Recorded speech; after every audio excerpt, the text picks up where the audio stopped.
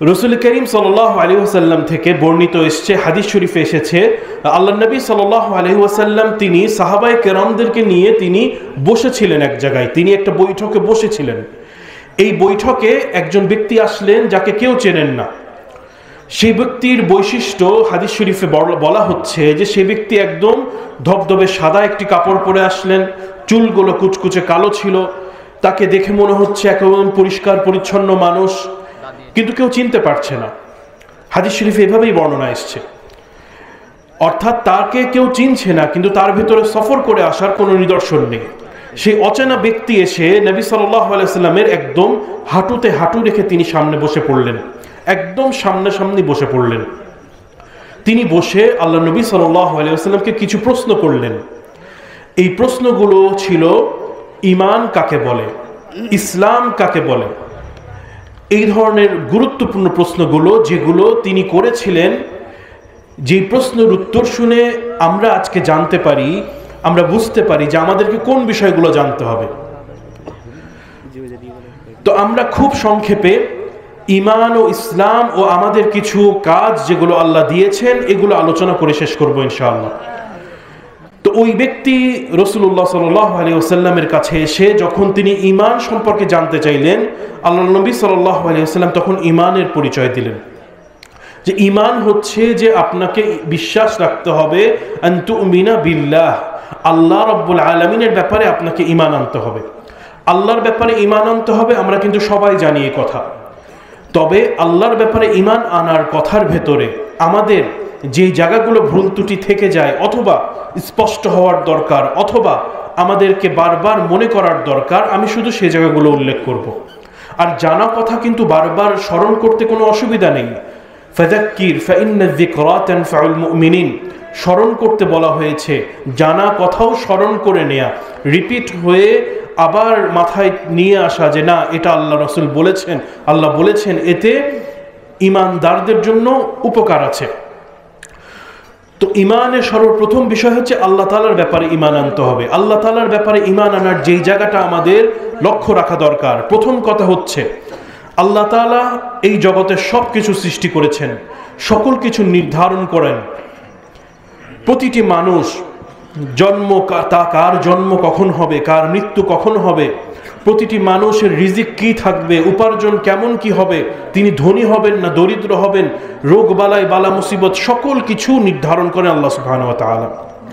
এই সকল জগতের মালিক তিনি একমাত্র মালিক। এই সব কিছু তিনি সৃষ্টি করেছেন, তিনি রিজিক দাতা, তিনি সন্তান দাতা, সব কিছু তিনি। তো যখন যেই মালিক সব কিছু সৃষ্টি করেছেন, যেই মালিক সকল কিছু নির্ধারণ করেন, তাহলে আমার আপনার যখন কোনো চাওয়া থাকে, সেই চাওয়াটা আমরা কার কাছে চাবো? জি, সেই চাওয়াটা আমরা আল্লাহ সুবহানাহু ওয়া তাআলার কাছে চাইব।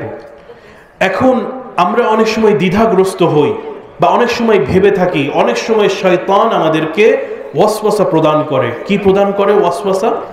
যে তুমি তো একজন গুনাহগার মানুষ, তুমি তো অনেক পাপ করো, তুমি তো গান শোনো, তুমি তো ওই চায়ের দোকানে বসে গীবত করো মানুষের, তুমি বেশ পাপী মানুষ। তোমার মতো পাপী মানুষ কি আল্লাহর কাছে চাইলে আল্লাহ কবুল করবে? মনে হয় করবে না। এভাবে শয়তান মানুষের মনে ওয়াসওয়াসা দেয়। কিন্তু একটা বিষয় আমাদের খেয়াল রাখতে হবে যে আল্লাহ এবং বান্দার মাঝে কোনো মধ্যস্থতাকারীর প্রয়োজন থাকে না। আপনার আমার যত প্রয়োজন আছে সব কিছু আমরা সরাসরি আল্লাহর কাছে চাইতে পারবো। তাহলে আমরা কি বুঝলাম? যে আমাদের যত রকম সমস্যা, আমাদের রোগ বালাই বালা মুসিবত, আমাদের আত্মীয় স্বজন অসুস্থ হয়ে গেছে, সন্তানের পড়ালেখার সমস্যা, সন্তান কথা শুনছে না, অর্থনৈতিক অসুবিধা, সামনে আমার একটা পরীক্ষা আছে, পরীক্ষার অনেক কঠিন পরীক্ষা, অথবা সামনে আমার একটা অনেক বড় ইনভেস্টমেন্টের ব্যাপার আছে, ব্যবসা করতে হবে, সেখানে আমার লস হতে পারে, যত ধরনের বিবাহ শাদী আছে, যত ধরনের চাওয়া আমাদের, আমরা প্রতিটি বিষয় চাইবো এক আল্লাহর কাছে। অনেক সময় দেখা যায় যে আমাদের বাড়িতে মা বোনেরা যখন কোনো বিপদে পড়েন, তখন তারা দুশ্চিন্তাগ্রস্ত হয়ে যান যে এখন কি করা যায়। বিপদে পড়লে একজন এসে বলে যে তুমি একটা মুরগি অমুক দরগায় মানত করে আসো, তুমি অমুক অমুক অমুকের কাছে তুমি এটা বলে আসো। কিন্তু একটা বিষয় আমাদের বুঝতে হবে যে আমাদের ঈমানের এই জায়গাটা হচ্ছে আমাদেরকে সব কিছু চাইতে হবে সরাসরি আল্লাহর কাছে। আর আল্লাহ সুবহানাহু ওয়া তাআলা কিভাবে তার কাছে চাইতে হবে সেটা কিন্তু তিনি জানিয়ে দিয়েছেন আল্লাহ নবী সাল্লাল্লাহু আলাইহি ওয়াসাল্লামের মাধ্যমে। মূলত আল্লাহর কাছে দোয়া করা, উন্মুক্তভাবে আমরা দোয়া করতে অভ্যস্ত হব। আর দোয়া হুয়াল ইবাদা, দোয়াই হচ্ছে ইবাদতের মূল বিষয়। এজন্য আমরা প্রতিটি মানুষই আল্লাহর কাছে দোয়া করতে অভ্যস্ত হব যেটা আমাদের প্রয়োজন আছে। যেমন আজকে আগামীকাল সকালে আমাকে শহরে যেতে হবে অথবা ঢাকায় যেতে হবে, তো আমি প্রতিটা জায়গাতে দোয়া করব যে আল্লাহ আমার যাওয়াটাকে সহজ করে দাও, আমাকে এখান থেকে একটা যানবাহন পাওয়া সহজ করে দাও, আমার ঢাকার কাজটা আমাকে সহজ করে দাও। এইভাবে আমাদের প্রতিটি বিষয় দোয়া করতে অভ্যস্ত হতে হবে। কারণ আপনি বা আমি যখন ক্ষুদ্র ক্ষুদ্র বিষয়ে সরাসরি আল্লাহর কাছে দোয়া করতে অভ্যস্ত হব, আমার আল্লাহর সাথে সম্পর্ক বৃদ্ধি পাবে। আর নবী সাল্লাল্লাহু আলাইহি ওয়াসাল্লাম হাদিস শরীফ থেকে আমরা জানতে পারি যে কোনো ক্ষুদ্রাতি ক্ষুদ্র বিষয়ও সরাসরি আল্লাহর কাছে চাইতে বলা হয়েছে। এমনকি যদি হাত থেকে কিছু পড়ে যায় সেটাও একজন অন্য কারোর কাছে না চেয়ে সেটার সমাধানও আল্লাহর কাছে চাইতে বলা হয়েছে। তো যে কারণে আমরা এই বিষয়টা খেয়াল রাখবো।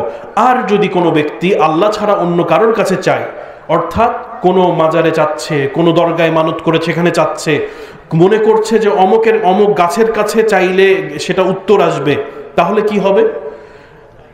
দেখুন, আমরা বলছিলাম যে আল্লাহ সবকিছুর মালিক, তিনি নির্ধারণ করেন, তিনি সৃষ্টি করেন, তার মানে তিনি ছাড়া কেউ দিতে পারবে না, তাহলে তার কাছে চাইতে হবে। আর তিনি বলেছেন যে শুধু তার কাছেই চাইতে হবে, এটা তিনি বলেছেন। আর তিনি আরো কি বলেছেন? ইন্নাহু মান ইউশরিক বিল্লাহ ফাকাদ হাবিতা আমালুহু ওয়া হুয়া ফিল আখিরাতি মিনাল খাসিরিন। যে ব্যক্তি আল্লাহর সাথে শিরক করবে, আল্লাহ ছাড়া অন্য কারোর কাছে চাওয়া এবং ইবাদত করাটা শিরক, যে ব্যক্তি আল্লাহ ছাড়া অন্য কারোর কাছে চাইবে বা শিরক করবে, তার সকল নেক আমল ধ্বংস হয়ে যাবে এবং সে আখিরাতে ক্ষতিগ্রস্ত হয়ে যাবে। তাহলে কি হচ্ছে?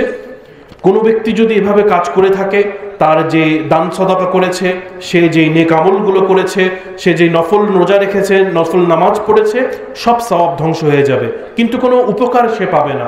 কারণ আল্লাহ ছাড়া কারোর করার কোনো ইখতিয়ার নেই, এক আল্লাহই আমাদের সমাধান করতে পারেন।